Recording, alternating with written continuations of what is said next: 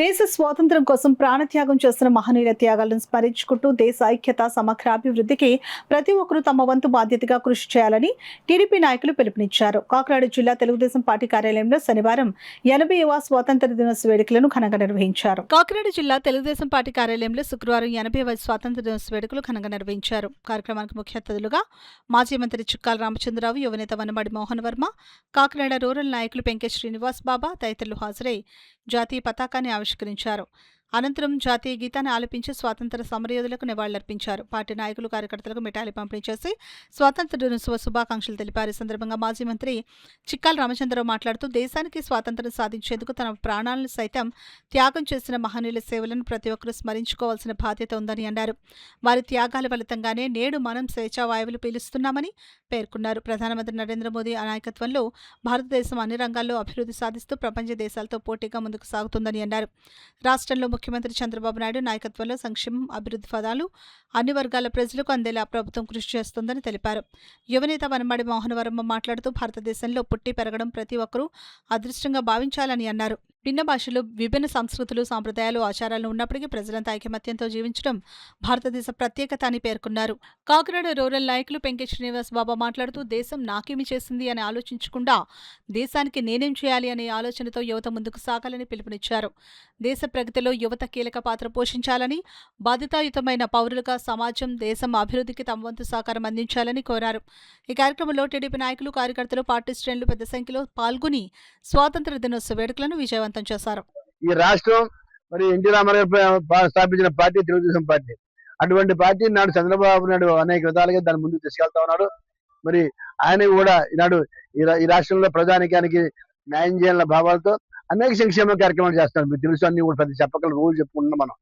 అనేక సంక్షేమ కార్యక్రమాలు ఈనాడు పేదవారికి ఇచ్చేటువంటి పెన్షన్లు కానీ, లేదా పిల్లలకి ఇచ్చేయండి మరి మరి ఆడ మరి మన తల్లికి వందనం కానీ, అనేక విధాలుగా కూడా 3 గ్యాస్లు ఇవ్వడం కానీ, అదే రకంగా బస్సు ఫ్రీ, ఆడవారికి బస్సు ఫ్రీ ఇవ్వడం కానీ, అదే రకంగా రైతులకు ఇచ్చేటువంటి మన అన్నదాత సుఖీభావ కానీ, ఇలాగా చెప్పుకుంటూ పోతే అనేక విధాలుగా అన్ని రకాలుగా కూడా మనం న్యాయం చేస్తాం.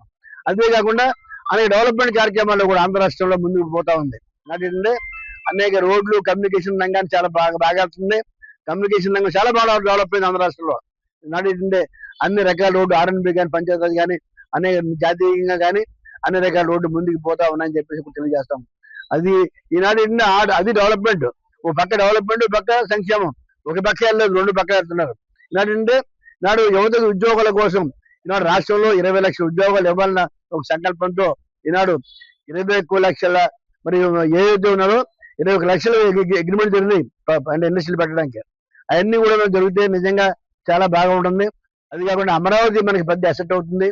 అలాగే మన పోలవరం పెద్ద అసెట్ అవుతుంది.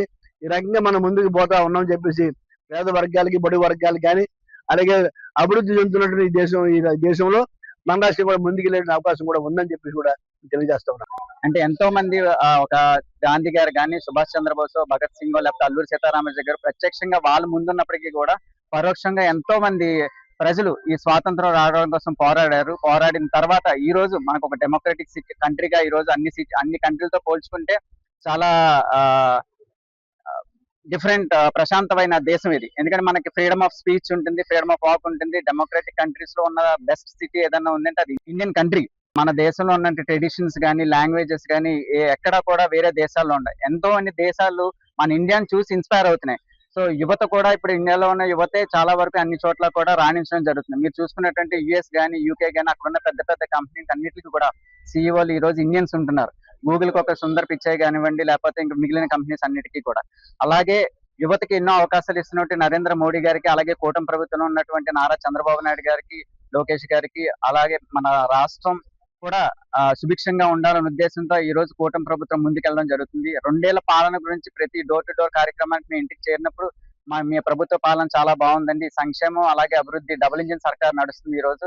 సో ఖచ్చితంగా ఏదైతే మోడీ గారు అనుకున్నట్టు వికసిత భారత్ లో ఆంధ్రప్రదేశ్ కూడా ఒక నెంబర్ 1 స్థానంలో ఉంటుందని కోరుకుంటూ మరొకసారి అందరికీ కూడా స్వాతంత్ర దినోత్సవ శుభాకాంక్షలు తెలియజేస్తున్నాను. అలాగే సిటీ అధ్యక్షులు వీరు గారు సమక్షంలో ఇది జరుగుతుంది. ఇందులో భాగంగా మనందరం ఒకటి గుర్తుపెట్టుకోవాలి, స్వతంత్రం వచ్చింది ఆ కష్టాలు ఇప్పుడున్న జనరేషన్ మనలాంటి వాళ్ళకి తెలియదు. అసలు స్వతంత్రం లేకపోతే మనది ఒక బానిస బతుకు. దాని నుంచి విముక్తి పొంది ప్రపంచంలోనే ఎక్కడా లేని విధంగా మనకి రైట్స్ ఉన్నాయి. నేను అమెరికాలో పనిచేశాను కాబట్టి నాకు తెలుసు. మనకిన్నంత స్వతంత్రం ఎక్కడా లేదు. ఫ్రీడమ్ ఎక్కువ మనకి. ఎక్కడా ఏమి అక్కడైతే ఒక చెత్త ఇక్కడ రోడ్డు మీద వేస్తే $1000 ఫైన్ వేస్తారు. మనం ఫ్రీడమ్‌ని సరిగా వినియోగించుకోవట్లేదు. దీన్ని శ్రద్ధగా మన అందరం కూడా సహకరించాలి. ఈ రోజుకి ఎన్నో యుద్ధాలు జరుగుతున్నాయి. ఆ యుద్ధాల్లో ప్రపంచాల్లో చాలా దేశాలు రోజుకి 1000 మంది చనిపోతున్నారు. ఎప్పుడో మనం పాఠాల్లో చదువుకునేవాళ్ళు, ఇంక యుద్ధాలు ఉండవనుకునేవాళ్ళు. ప్రెజెంట్ సిట్యుయేషన్ అది. దాన్ని మనం అధిగమించాలంటే మన సెక్యూరిటీ ఎవరు బాడీ ఫుల్ బార్డర్ అంతా కూడా సోల్జర్స్‌తో ఎంతో చక్కగా మనల్ని కాపాడుతున్నారు. వాళ్ళకి కూడా మనం ఈ రోజుని గుర్తు చేసుకోవాలి. అలాంటి ఫ్రీడమ్ వచ్చినందుకు మనం కూడా దేశానికి ఏదో ఒకటి చెయ్యాలని మనం కూడా ఉండాలన్నది తెలియజేస్తూ ఈ అవకాశం ఇచ్చిన అందరికి కూడా ధన్యవాదాలు.